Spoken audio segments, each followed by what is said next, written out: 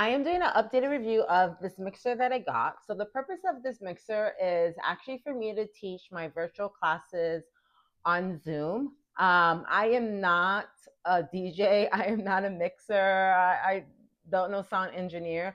So I needed something simple for me to kind of create the environment of teaching like a group fitness exercise class online. And so I was able to take a tutorial and I got this simple mixer. I didn't need to get anything fancy to teach my virtual class.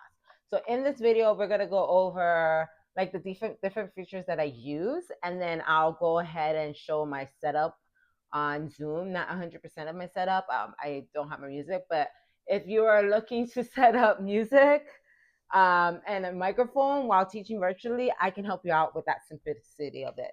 So I got a simple mixer that does not have a whole bunch of knobs and buttons. I got the necessary things that I needed.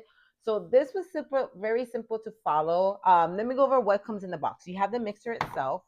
You have an aux cord. Oops, an aux cord. And then you have the cord that connects to the mixer to your computer, and it works on Mac and Windows. So you have the Type C for your mixer, and either if you want to connect it to a USB A or a USB C, you can have the option to do so. So that's what I really like. In the box too, you also get a manual on how to use the features, which is great. So here in itself, let me start off with the back. So the back you have here is where you put the USB-C into this part and the other half of it to the computer. Next, you have the line out. So this is what the music that you hear. So I use my stereo when it comes to this. So I connect the USB, the aux acceleration into this. But aux, so, well, yeah, the aux acceleration. Then you have the aux itself. So you connect this to your music device. So you actually need an extra one for this. So you have one and then have an extra one. For this, I use my laptop, but also an iPad. So even with the iPad, I will use the aux and then the dongle for the iPad. Next, you have the headphones. This is a feature I do not use, but headphones if you want to listen in that way and not use line out. So this is not a feature I use. And then you have your mic. I use a hand-free wireless mic, and so this works out perfectly. Then you have here, and here's the things that I don't use. I don't use this. I don't need to customize my voicing and stuff.